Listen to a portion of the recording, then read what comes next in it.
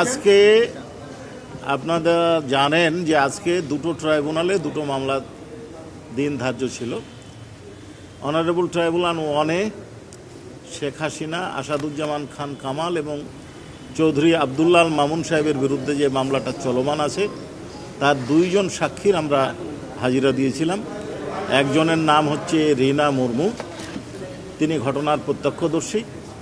অপর একজন হচ্ছেন এনটিভির সাংবাদিক মইনুল হক সাহেব।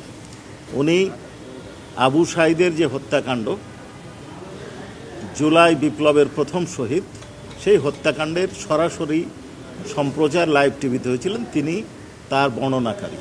তিনি ওই দিন রংপুর বিশ্ববিদ্যালয়ের 1 নম্বর গেটে কর্মরত ছিলেন এবং এটা সরাসরি সম্প্রচার করেছিলেন তার ক্যামেরাম্যান আসাদুজ্জামান আরমানের সাথে নিয়ে।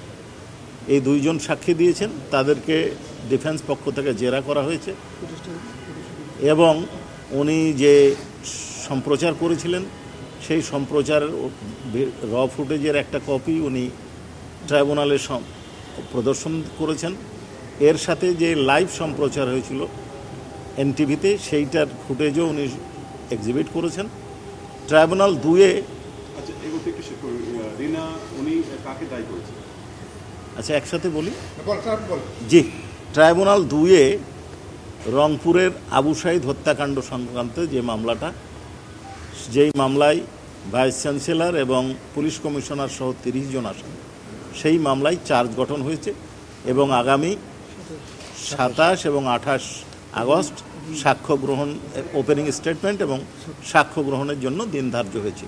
রিনা মুর্মু এই ঘটনায় আসামি হিসাবে বা দায়ী হিসাবে শেখ হাসিনা, বিশ্ববিদ্যালয় কর্তৃপক্ষ এবং পুলিশ প্রশাসনকে দায়ী করেছে।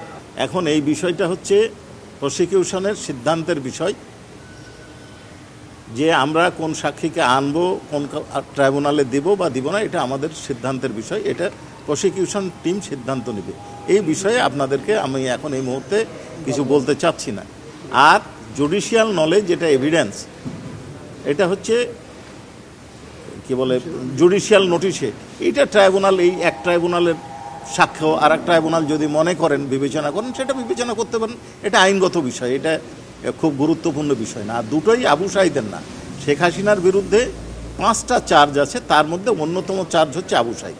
এই অন্যতম চার্জে, আবু সাঈদের চার্জে আজ 2 জন সাক্ষী দিয়েছে। পরবর্তী ধার্য তারিখ 17 তারিখ ধার্য হয়েছে পরবর্তী সাক্ষ্য গ্রহণের জন্য, আগস্টের 17।